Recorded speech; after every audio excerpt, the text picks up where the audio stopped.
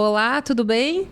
Eu sou Andréia do Voisin, médica, aficionada aos esportes e venho aqui compartilhar com vocês informação em saúde. Sejam bem-vindos.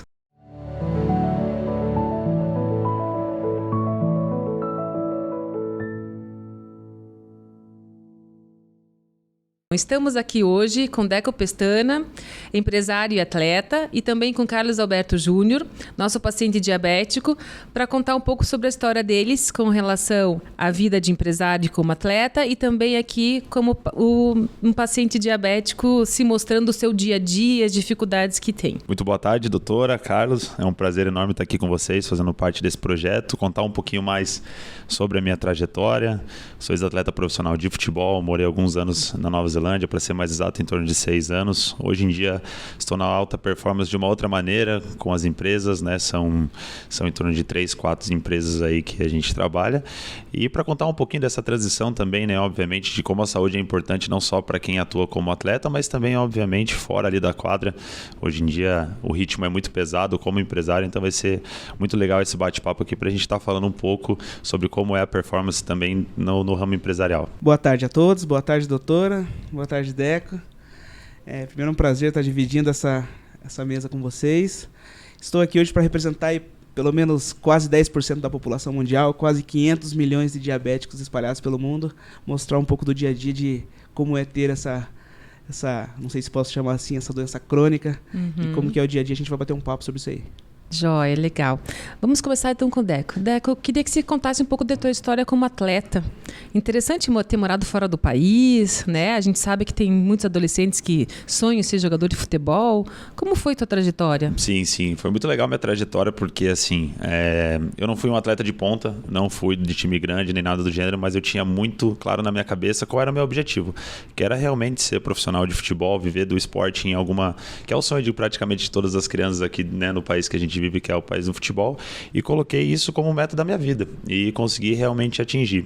E, obviamente, futebol, o esporte em si abre muitas portas para várias vertentes, e uma delas, outro sonho que eu tinha, conseguir conciliar os dois mundos juntos, era morar fora do país. Então eu tive uma oportunidade em 2011 de ir para Nova Zelândia, onde tive a oportunidade de jogar futebol profissionalmente, porém lá o futebol não tem essa conotação que tem aqui. Lá o esporte principal é o rugby, então as categorias lá são um pouco profissionais e semi-profissionais, puxando um pouco mais para o amadorismo. Então foi isso que abriu portas para mim lá na Nova Zelândia. Eu profissionalizei aqui no Brasil, mas fui para lá onde a liga era um pouquinho mais abaixo, e a gente começou essa construção, ou eu diria assim, profissionalização do esporte como um todo na Nova Zelândia, num trabalho que fizemos ao longo dos anos. Foram 6 anos basicamente que eu fiquei lá, entre 6 e 7 anos ali, onde a gente trouxe um pouquinho do conhecimento que a gente tem aqui no Brasil para a Nova Zelândia, e conseguimos no futsal, onde tive uma área de atuação muito grande, fui bicampeão nacional, a gente conseguiu trazer o esporte onde tinha um número bem pequeno de adeptos para um número muito expressivo em pouco tempo. Então ali em 6 anos a gente mudou de 6 mil atletas para quase 70 mil, então foi bem bacana essa jornada que, né, a gente fala de alta performance, mas fora de quadra também a gente teve que trazer um pouco do que a gente conhecia aqui dentro do Brasil, que está muito avançado, para a realidade da Nova Zelândia. E essa minha trajetória foi muito bacana lá, conseguindo ser bicampeão nacional e vivendo um pouco do esporte, que era meu objetivo, e fora do país, que era outro objetivo que eu tinha também. Queria que você falasse um pouquinho da tua rotina de treinamento. Como é que era a alimentação, o treinamento em si? Existia preocupação com relação à parte do sono? Poderia ficar dando as escapadinhas, saindo, festando? Eu sei que você passou pela fase da adolescência ali, na fase de início de fase adulta. Como é que foi isso? Passei. Assim, muito diferente o perfil Brasil e fora do país. Principalmente na minha realidade Nova Zelândia, onde estava numa construção. Aqui no Brasil, categoria de base, geralmente fazíamos 2 períodos de treinamento, então manhã e tarde, e a maioria dos clubes que eu joguei, a gente morava no clube, então assim, era tudo periodizado.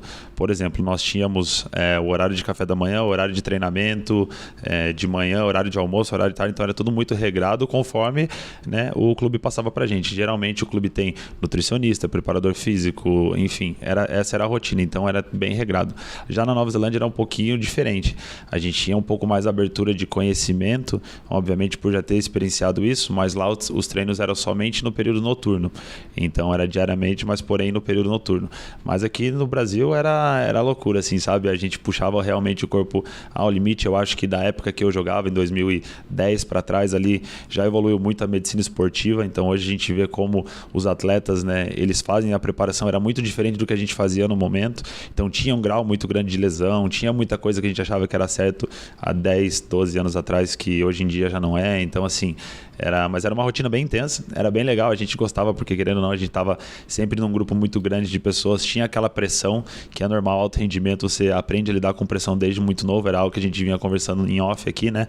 Mas era muito gostoso, só que era puxando o corpo pro limite o tempo inteiro, né?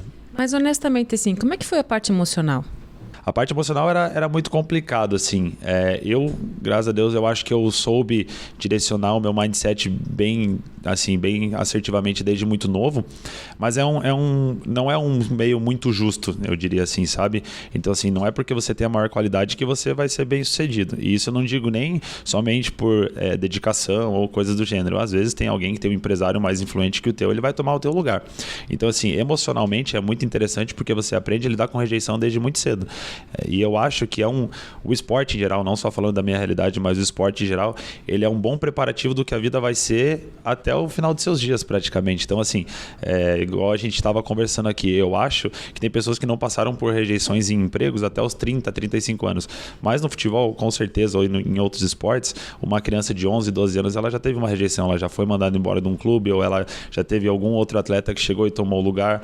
E a gente aprende a lidar com derrota, que eu acho que é o que a gente tem mais na vida, entre aspas, assim, a gente começa a aprender a valorizar o processo como um todo.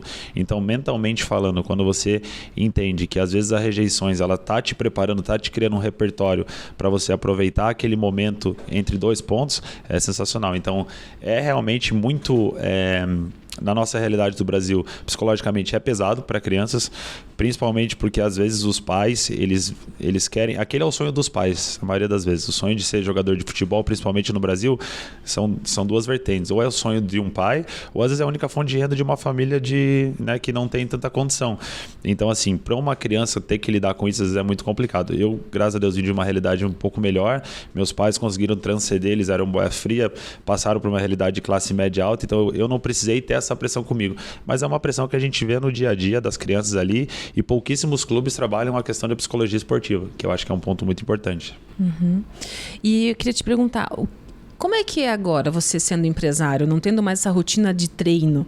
De repente você pegou, parou, você fez uma transição, como é que ficou a tua resposta corporal, digamos assim, ou até mesmo o shape, como é que ficou? Como é que ficou a cabeça?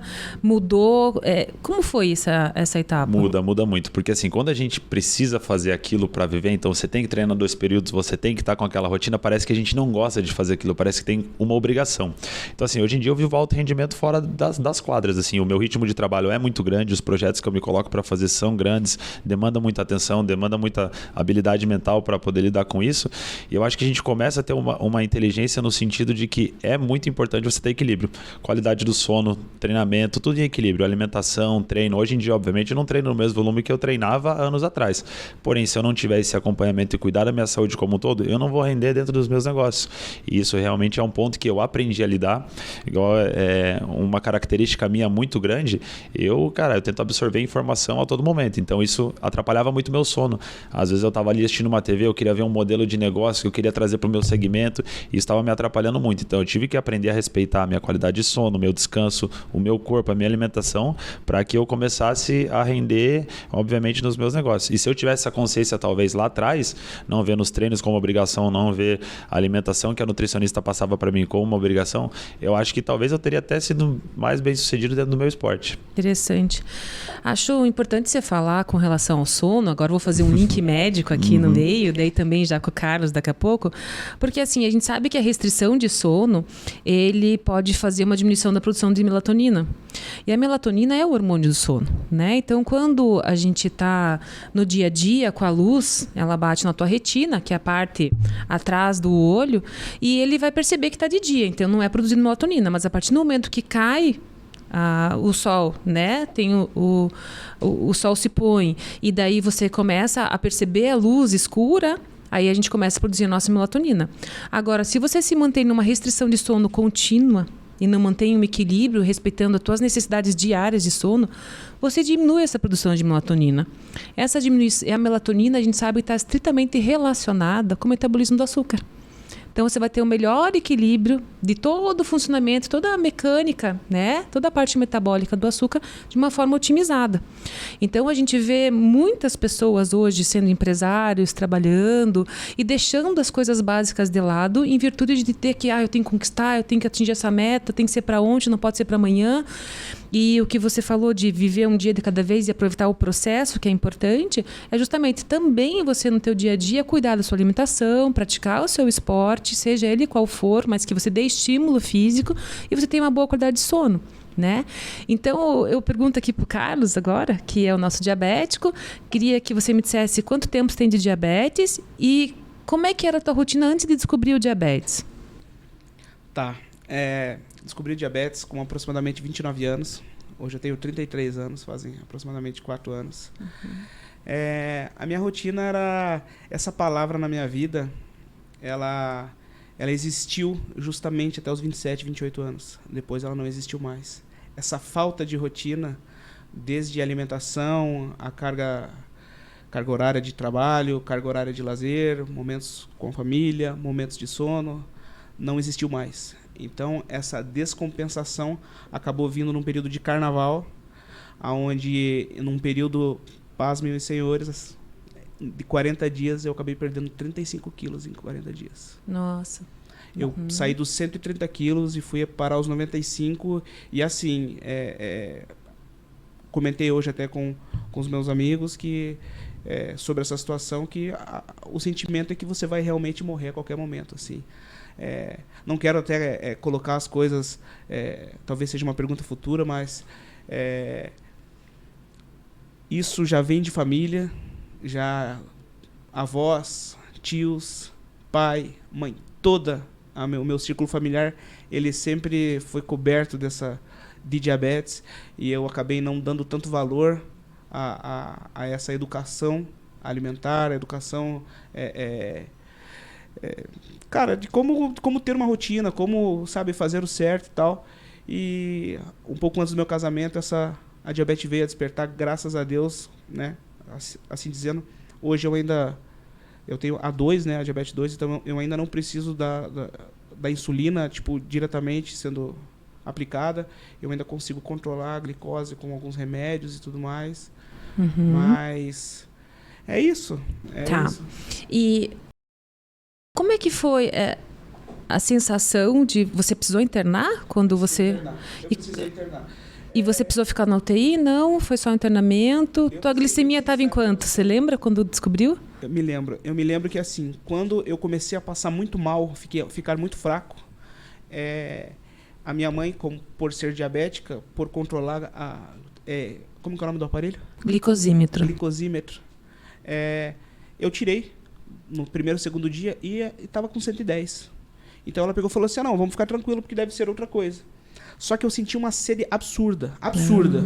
E o que a minha mãe fez também, sem muita instrução na época, dá-lhe frutose para dentro, dá-lhe suco de melancia, dá-lhe suco de laranja, e aí eu acabei consumindo de verdade, assim, 7, 8 litros desse suco por dia nos próximos 2 dias. O que aconteceu que quando eu fui tirar de volta, o aparelho ficava dando erro. O glicosímetro só dava erro. Tava só o high? Aparecia o high, não? O HI? Aparecia erro. Erro só. Só erro, aham. E daí o que aconteceu? Ela falou assim, nossa, que estranho, cadê eu? Daí ela comentou com um primo nosso, que é médico, não endócrino, mas é médico. Ele falou, cara, talvez esteja acima de 500 a sua glicose.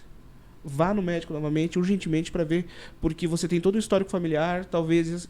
Mas eu estava muito mal, não conseguia levantar da cama, assim. É uma exaustão, assim, que já pegando um fio nessa pandemia, nessa época que passamos, cara, como que é acordar indisposto e tal? Porque eu acabei não tendo Covid, né? Graças a Deus, nesse período. Eu falei, cara, eu não sei, porque por muito tempo eu fiquei com essa exaustão corporal, então eu não sei como que é eu acordar, tipo, muito bem disposto, assim, digamos assim. E foi assim, eu realmente fui ao médico, me lembro que eu cheguei até, me deram, fiquei numa cadeira de rodas, assim, não conseguia ficar muito tempo em pé, pronto para desmaiar, e o médico falou, cara, você tá com 550 de diabetes, vai precisar fazer um acompanhamento aqui, daí eu... E alguém te explicou por que você se sentiu assim? Não me explicaram. Não explicaram? Naquele primeiro momento, eu fiquei, acho que de acompanhamento um dia. Não sei se cheguei aí para UTI, mas eu fiquei no acompanhamento daí acho que com a insulina diretamente. E daí depois eu fiz um acompanhamento em casa já com uma restrição alimentar e com insulina mesmo aplicada em uma semana. Foi acho que 10 dias ou 14 dias. E quando eu retornei, ele pegou e falou assim, seguinte, já está estabilizado, mas você precisa entender uma coisa, você é diabético. Se ninguém te falou antes, você é diabético. Então a partir de agora você tem uma nova rotina de vida. Mas não me explicaram exatamente o porquê da exaustão. Entendi. Então, assim, os sintomas que você teve de beber muita água, imagino que você também deve ter feito muito xixi. Muito. Devia acordar de noite também, urinar bastante. Não consegui dormir praticamente. O emagrecimento de 35, 40 quilos, né, que você mencionou. Isso está relacionado com a deficiência do funcionamento da insulina.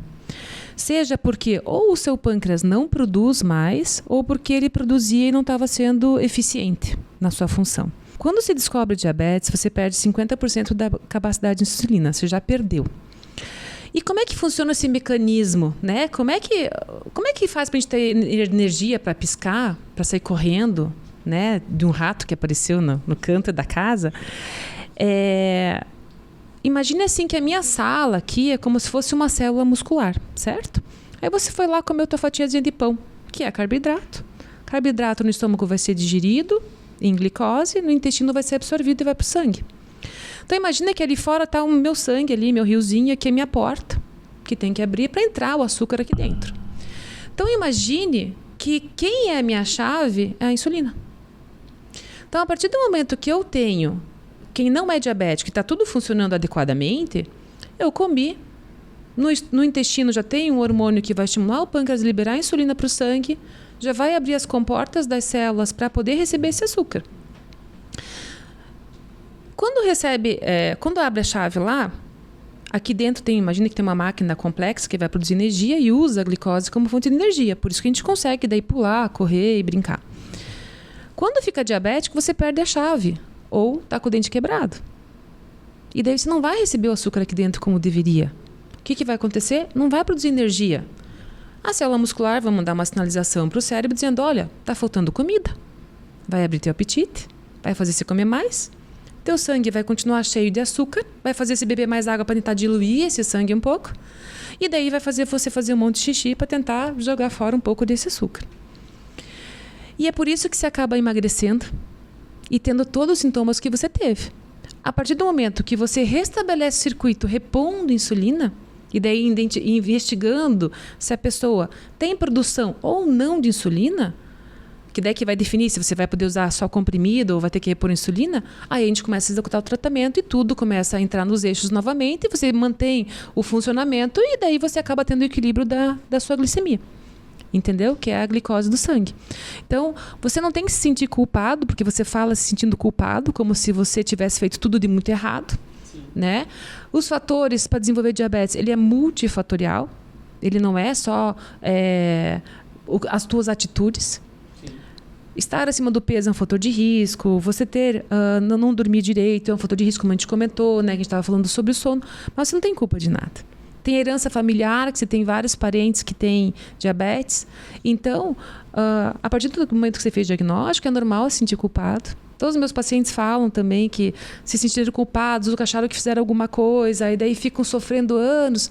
Não tem. Eu não tenho culpa que você tem diabetes, você não tem, tua mãe não tem, por mais que ela não tinha nem como filtrar os óvulos dela, né? A sementinha, vamos supor assim, para as crianças entenderem, de implantar e poder formar você, entendeu? Não tem como a gente controlar isso. Mas tem como controlar a doença a partir do momento que a gente desenvolve ela, né? Com a alimentação, exercício e a medicação. São os 3 pilares básicos, importantes. E eu venho muito pontuando aqui na parte do exercício, porque ele é um dos pilares, né? Por isso que eu trouxe você aqui, Deco, para me ajudar a contribuir, a falar sobre o esporte. Porque o exercício físico, todo mundo acha que é só para deixar o corpinho bonitinho, ou né, tem um preconceito com o pessoal que está na academia, que está lá malhando, que que o pessoal brinca que é um marombeiro, né? Porque virou uma palavra corriqueira. É um marombeiro que vive na academia. Mas é que ele traz um benefício metabólico, né? Então, o que o exercício faz na célula muscular? Lembra que eu falei que eu preciso da insulina para abrir a porta, né? Na verdade, a insulina, ela vai estimular o núcleo da célula a produzir uma outra proteína, que é uma porta que vai receber o açúcar. O exercício faz a célula muscular abrir mais portas sem precisar de tanta insulina. Então, ele contribui para o controle metabólico, no caso. Então, o esporte ele não vem como um adjuvante, ele vem como um dos pilares do tratamento. Por isso que é tão importante. E daí eu fiquei sabendo que você também pratica esporte, né? Pratico sim. Também estava comentando há pouco, né, que eu tenho essa não sei se é fruto da hiperatividade, mas é realmente paixão pelo esporte, né? Eu já pratiquei muitos esportes na minha vida e o último deles agora nos últimos 4 anos pós, digamos assim, descobrimento da diabetes é o futevôlei, que é algo que nós temos em comum com o Deco também, não só no business, mas também dentro de quadra. E eu gosto bastante. Pratico a modalidade. Hoje eu tenho também alguns projetos dentro do futevôlei. Então, pelo menos aí 5 vezes na semana, quando a esposa deixa, até 7, a gente pratica aí pelo menos algumas horas. Mas nunca é 1 hora, né? Um esporte que você não consegue praticar 1 hora, né? Não tem como, mas para você ver, pegando o gancho no que vocês estão falando, assim, o nosso esporte, o futevôlei, tem uma particularidade de ser muito difícil. E se você for pegar a porcentagem de atletas que são de alto rendimento, ela é muito pequena, né, Carlos? Assim, eu diria menos de 1% dos praticantes. Só que é um esporte que é você contra você mesmo diariamente. São coisas assim, por exemplo, nós somos muito adaptados ao futebol. Tudo que você aprende desde pequeno no futebol, você tem que fazer diferente no futevôlei.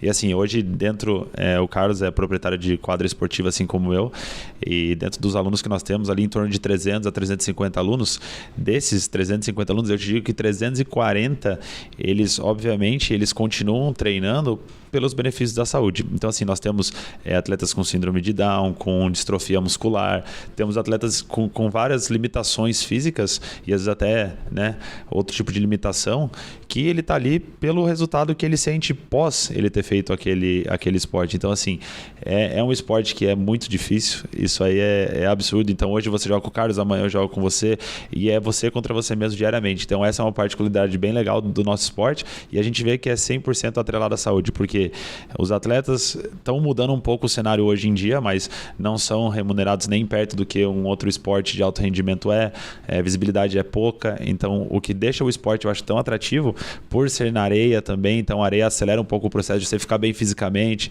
tem que ter equilíbrio muscular, trabalho de propriocepção e tudo mais. Então, eu acho que o fator saúde é um fator que realmente deixa o nosso esporte muito apaixonante, né, Carlos? Sim. Só fazendo uma colocação aqui, né, para deixar claro assim para o público que quando você vai praticar um esporte, tem alguma doença crônica, você às vezes exige algumas adaptações. Né? Então, tem pessoas que vão ter um problema na coluna, então tem alguns movimentos ou necessidade de fortalecimento de alguma musculatura, ou tem algum outro problema no braço, alguma coisa. Tudo se faz inicialmente o fortalecimento daquela musculatura para que você possa executar um movimento sem ter lesão ou agravar o problema de base, né? Só deixar claro isso porque o futevôlei é difícil, né? Eu não consigo nem me imaginar pulando futevôlei com os pés para cima lá, chutando a bola, mal consigo chutar em pé. Imagine tá de cabeça para baixo chutando a bola. Mas eu te falo assim, ó, com propriedade. Ele é um esporte altamente mecânico. Então, assim, equilíbrio muscular, jeito de bater na bola. O pessoal fala, não tem habilidade nenhuma. Que bom, venha, porque assim, é muito mais fácil, você não tem vício nenhum de algum outro esporte. Não é só repetição, mas é como você está repetindo aquele movimento. Então, equilíbrio muscular, jeito de entrar na bola, o jeito de estar com o corpo equilibrado, isso aí conta muito. Então, assim, o público cresce muito hoje em dia, passou os 50%, tenho 60% do meu público é feminino.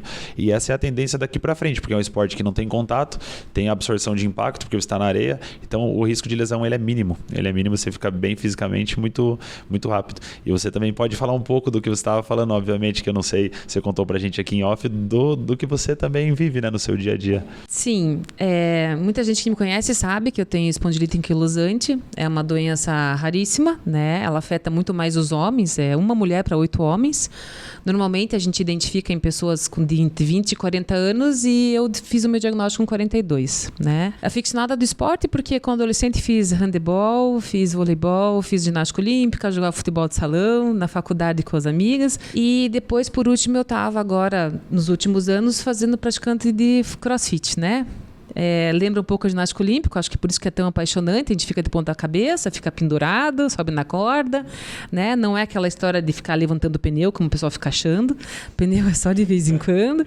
E daí com a espondilite eu tive que aprender então a respeitar minha coluna e adaptar os movimentos, então eu faço exercícios 4 vezes na semana também, de musculação, com alguns movimentos do CrossFit que eu posso executar, sem correr, sem pular corda, sem pular na caixa. Se for fazer isso, tem que ser no máximo uma vez por semana, numa intensidade baixa, para não ser tanto impacto, que hoje eu sou... a recomendação é que eu não faça exercícios de muito impacto, né? E confesso que levou um tempo para eu aceitar, né? Assim como... você, Carlos, se sentiu culpado. Eu no início não me senti culpada, mas eu me senti decepcionada, triste, porque eu achava que o CrossFit era o meu esporte, né? Como vocês falam, com gosto do futevôlei. O pessoal sempre falou para mim que o CrossFit machuca muito. Eu acho que não. Eu acho que quem se machuca é quem não tem a percepção do seu próprio corpo, quem não aprende a respeitar seu limite. É claro que um bom educador físico é importante, porque também te auxilia você identificar isso. Mas foi difícil, porque além de ser o esporte que eu gostava, era a minha maneira de eu extravasar as coisas do dia a dia, do trabalho, ou de manter a mente relaxada, né? Mas depois que a gente aprende a lidar com frustração grande, eu acho que a gente cresce bastante como pessoa. Então ficou muito mais fácil eu aceitar a doença. E aconselho a todo mundo a refletir sobre isso, porque aceitar a condição que você tem e aprender a lidar com ela, e eu gosto de usar muito a palavra adaptação, né? Até brinco com os pacientes e falo, quem não tem cão, caça com gato, né? Vou poder fazer a mesma caçada, mas o gatinho que vai me ajudar, mesmo que seja tão forte que nem o cão, mas a gente vai chegar lá onde a gente quer também. Eu acho que isso que nos auxilia, né? Voltando um pouco para os diabéticos, eu escuto muito isso quando os pacientes fazem o diagnóstico, né? Poxa, agora eu tenho que mudar toda a minha rotina, não vou poder comer mais o chocolate, não vou poder comer mais isso, não vou poder comer mais aquilo. Isso não é verdade. O problema do metabolismo do açúcar é você vai ter que aprender agora o que é carboidrato. Quais são os alimentos que são carboidratos? Você vai ter que sentar com a tua nutricionista e definir quanto que você pode comer por refeição em carboidrato. E daí você pode negociar com ela qual o tipo de carboidrato que seria o melhor, né? Vai depender da medicação que você usa, se você usa insulina, se você vai praticar um esporte depois ou não, né? Porque você vai ter carboidratos que é absorvido rapidamente, carboidratos que têm uma absorção intermediária e outros que são lenta. E às vezes tem que misturar os 3. Então hoje a gente vê muitos praticantes de esporte, até mesmo de alto rendimento, ou que fazem corrida, ou que fazem montanhismo, ou até mesmo que jogam futebol, que eles acabam adaptando a alimentação ao que eles gostam de comer, a necessidade, né, energética que precisam naquele momento, e conseguem ter uma vida equilibrada. Hoje, no teu dia a dia, você acha que achou esse equilíbrio ou ainda está em busca? Eu ainda estou em busca. Doutora, e eu comentei com você hoje, eu tenho alguns problemas. Os principais problemas hoje que eu enfrento é a rotina e a organização da alimentação do meu dia a dia. Esse é o principal problema, porque a atividade física eu acabo fazendo até, às vezes agora, nos últimos 6 meses para cá, eu tenho feito um acompanhamento alimentar um pouco mais. Então, tenho feito academia de manhã, fora o futevôlei à noite. Só que a minha falha está na alimentação. Hoje, a minha instabilidade ainda da glicose é através, porque eu faço a medição todos os dias, mais de uma vez por dia. Igual comentei com você, nos bastidores também, não tenho o costume de esquecer de tomar um medicamento. Isso é bem tranquilo, também não... Ou seja, nós temos que valorizar que você já deu um pontapé inicial, você já tem disciplina assim, com a medicação. É o mais difícil, né? Exatamente. E agora você vai tentar... vai ser um desafio para ti de você como organizar a tua alimentação para que fique o mais dentro do ideal possível.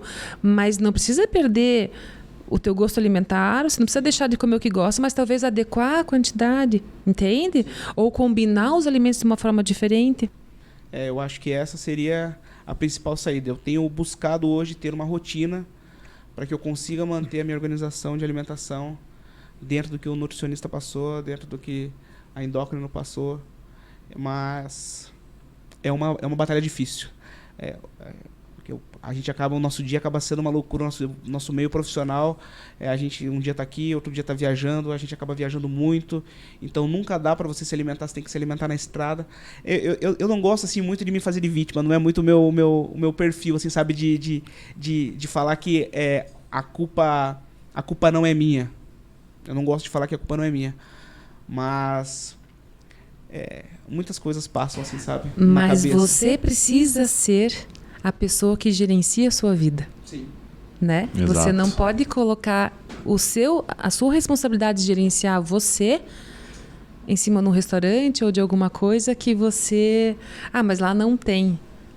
Então, quando muitos pacientes comentam isso comigo, e eu jogo o seguinte desafio: vamos aprender um pouco mais sobre alimentação, para que quando você vá mesmo na estrada, que você provavelmente deve ir nas mesmas cidades, né? Muitas vezes, dependendo do tipo de trabalho, vou trazer um exemplo aqui dos caminhoneiros que viajam e levam, né, mercadorias para cima e para baixo pelo Brasil inteiro, e tem uma gama de diversidade de alimentação, porque o país é enorme, culturalmente também, então é um grande desafio.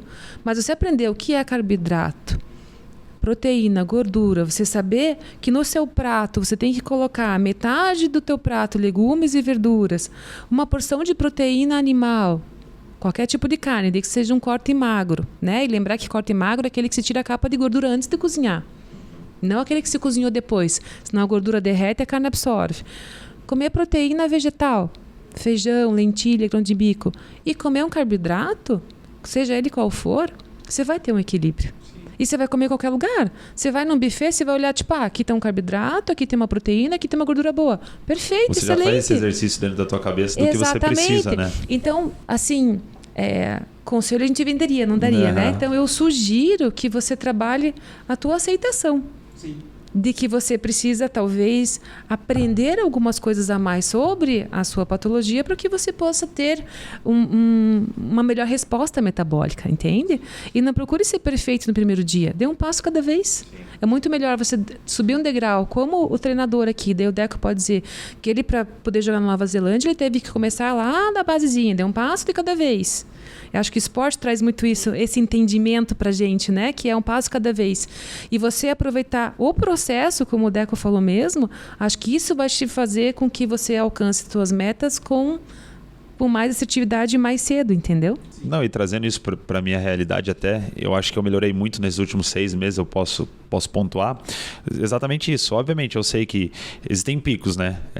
Tem vezes que eu vou estar cuidando melhor da minha saúde e vou deixar o trabalho um pouquinho de lado, e agora eu estou no momento que eu estou trabalhando muito, então... Só que a gente volta para a palavra que a gente estava falando, que era equilíbrio. Então, eu entendi basicamente, se eu não estou tão bem na academia, eu não estou indo praticando esporte com a mesma frequência que eu deveria, pelo menos ter que melhorar minha alimentação, melhorar meu sono, para que eu tenha aquele equilíbrio e, obviamente, minha saúde esteja em dia, porque voltando para o que a gente falou, se eu não tiver com o meu sono em dia, se eu não tiver minimamente com uma alimentação boa, minimamente fazendo ali a minha atividade física, a minha performance dentro do que eu me propus a fazer no foco daquele período, ela vai estar sendo prejudicada, e não adianta.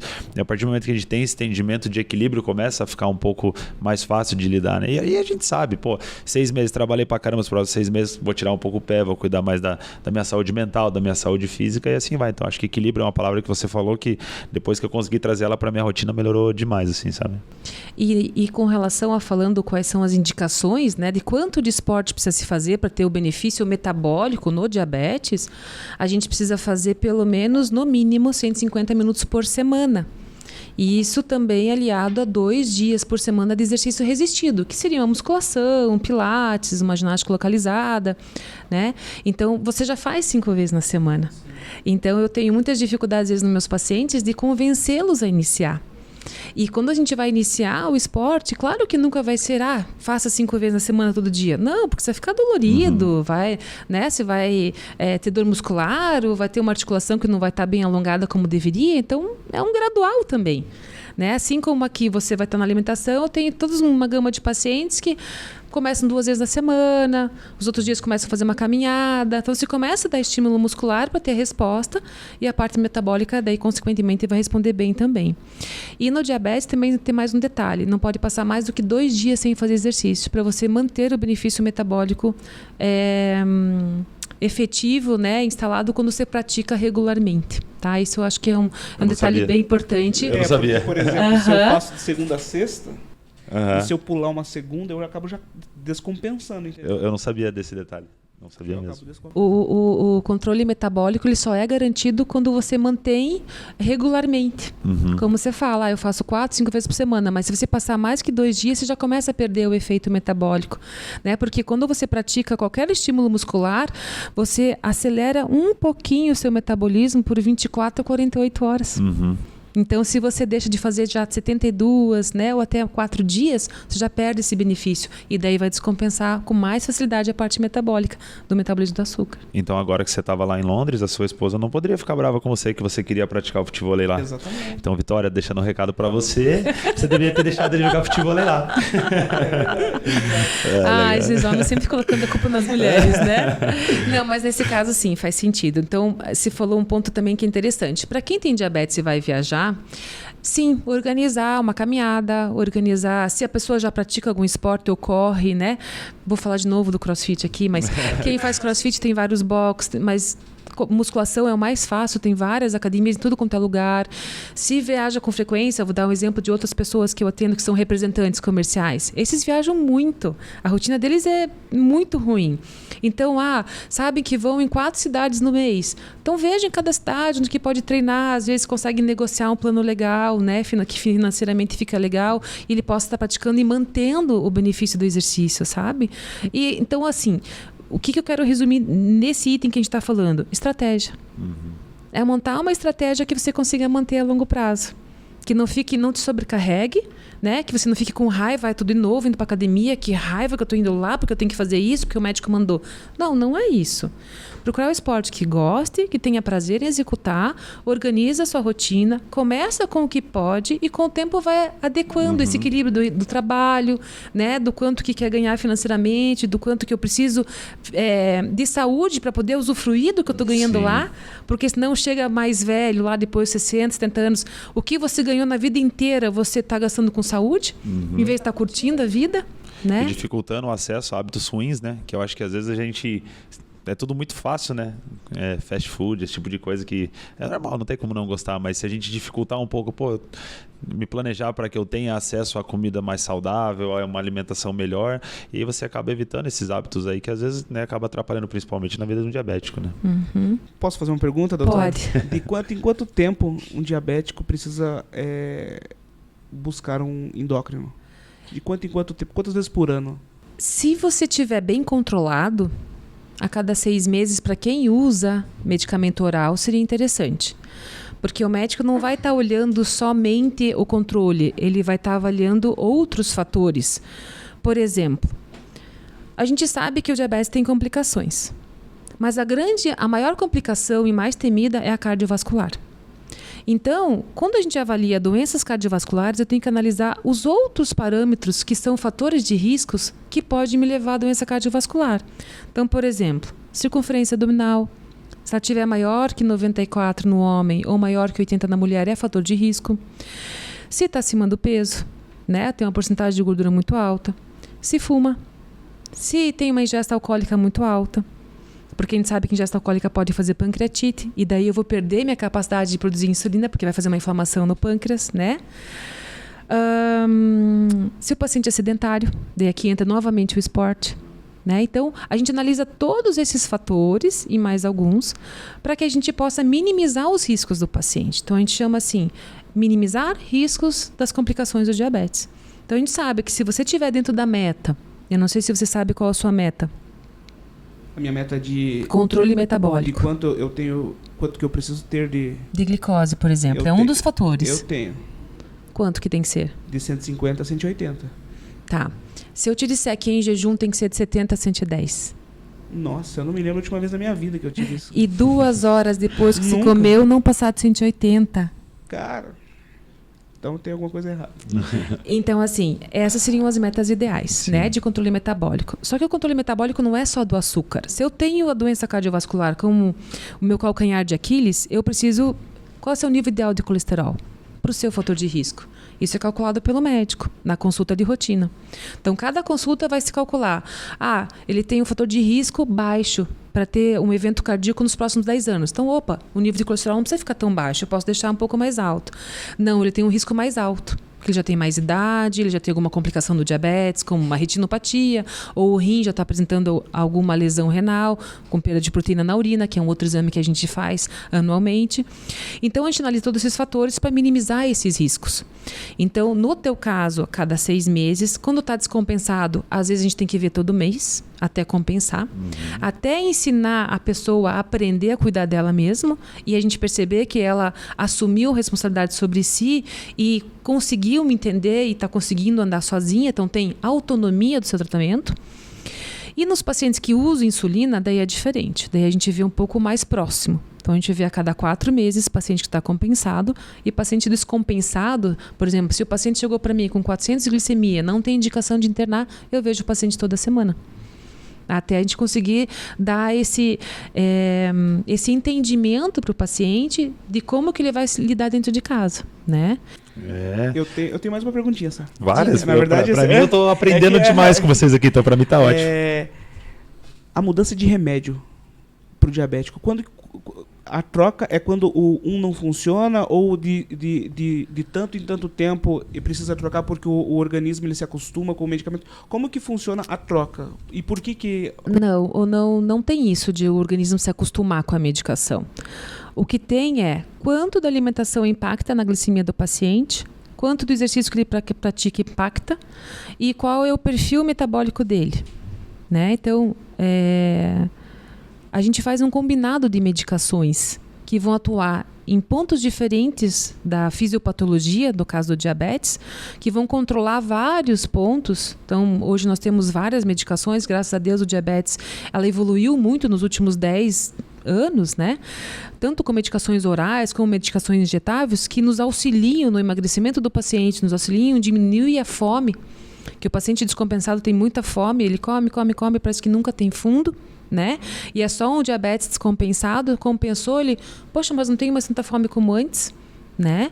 Claro que, então assim, respondendo a tua pergunta, não tem essa história de que o medicamento cansou. Por exemplo, a metformina é uma medicação que existe há mais de 100 anos no mercado, a mais antiga, é gratuita, é fornecida pelo governo federal na farmácia popular e em muitos municípios na própria farmácia do município e funciona super bem. Tem vários, não vou falar aqui de mecanismo de ação, mas tem vários efeitos metabólicos que são benéficos. Então a gente combina essa medicação, combina com mais um, outro ou duas, dependendo do nível de descompensação que você tiver no início, entendeu?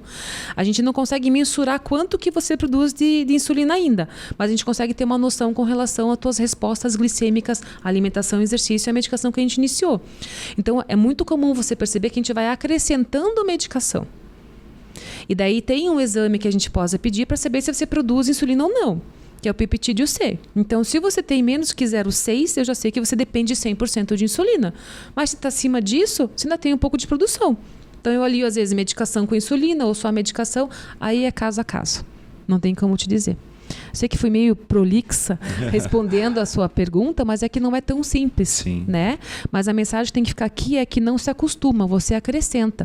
Contanto que quando o paciente abre o quadro diagnóstico de diabetes tipo 2, a gente já entra muitas vezes com 2 ou até 3 medicações. Nem sempre só com uma, né? Já prevendo o perfil do paciente, já mais ou menos... A gente que atende de diabetes há muito tempo, a gente já sabe mais ou menos como é que vai ser a resposta. Entende? Show. Fale alguma coisa que eu já tenho mais perguntas. Não, mas é legal, porque assim, há quanto tempo que você não faz acompanhamento específico para isso? Essa pergunta aí, o que acontece? Faz mais de 1 ano que eu não vou a um endócrino. Não, e para mim, assim, é bom. Obviamente, a gente trabalha com esporte, a gente encontra perfis dos mais variados. Então, assim, quanto mais conhecimento eu absorver de você que tem um conhecimento absurdo. E vocês que trabalham com as quadras e têm pessoas, né? Eu chamo de paciente, porque eu estou acostumada a falar paciente, mas pessoas que frequentam, se alguém deles falar para vocês, tô bebendo muita água, fazendo muito xixi, tô emagrecendo, tô comendo um monte, já tem que acender a luz lá do que pode ser diabetes, né?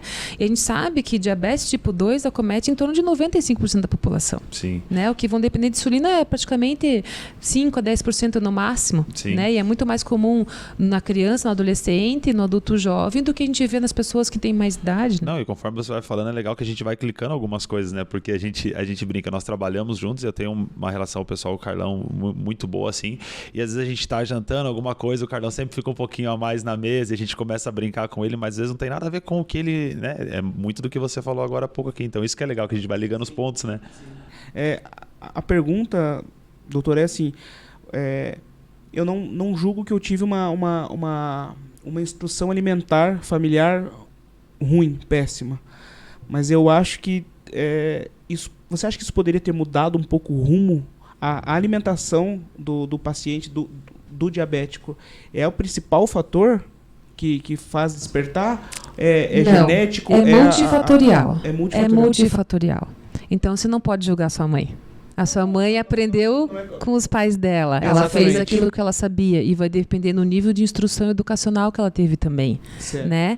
Então, assim, a gente não pode julgar ninguém aqui. Então, e julgamento é uma coisa que eu não gosto dentro da área do tratamento da pessoa com doença crônica.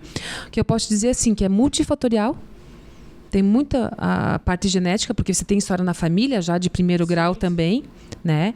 E existe também um pouco de correlação da alimentação, do sedentarismo, de estar acima do peso. Você estava com 130 quilos, né? Claro que isso pode contribuir, mas não colocaria a culpa nela, tadinha. Não é a questão de colocar, é a questão de realmente ligar o alerta, porque uma das principais conversas que eu tenho com a minha esposa é sobre a alimentação do nosso futuro filho, entendeu? Isso é importante. Por quê? Justamente por isso, entendeu? Pai diabético, vô diabético, bisavô diabético, vamos tentar pelo menos aqui, se não tentar adiar essa curva ou desde o começo tomar algumas precauções que não tomamos, né? No início da vida, sem culpar ninguém, obviamente, mas eu acho que... Vou trazer uma informação nova, então, que daí não tem muito a ver com o diabetes em si, mas tem a ver com o print genético na pessoa que você está gerando, por exemplo. Se a grávida que vai gerar o feto agora, ela tiver uma alimentação saudável nos primeiros 3 meses da gestação, o print genético de ter uma melhor composição corporal, isso já é comprovado. Então, sim, se preparar para a gestação, antes da gestação, ter uma boa qualidade de alimentação, praticar atividade física, para você engravidar com o corpo melhor, fisicamente, metabolicamente falando, você vai tender a gerar, mesmo que você tenha uma genética, porque a gente sabe que o meio influencia a parte genética, tá? A ter menos riscos para essa criança no futuro. E também para essa mãe, menor complicação na gravidez, tá? Poxa, gente, foi excelente conversar com vocês, adorei, eu acho que foi bastante produtivo, né? Quero muito agradecer, Deco, pela tua participação, foi muito interessante saber um pouco da tua trajetória. Carlos, foi um prazer enorme. Sim, a gente sempre tem que estar na vida aprendendo, né? Eu acho que cada dia todos aprendemos, eu aprendo com os pacientes, vocês aprendem com a gente. O meu conselho é mantenha a mente aberta. Quanto mais coisas você puder absorver, você vai filtrar, vai ver aquilo que faz sentido para você e vai usar no teu dia a dia. Acredito que você vai alcançar o teu objetivo de ter uma qualidade de vida melhor. Então, pessoal, hoje foi esse nosso podcast com o Deco Pestana, com o Carlos Alberto Júnior. Obrigado pela audiência, obrigado por estarem aqui com a gente até agora. Espero que tenha sido útil e até uma próxima vez.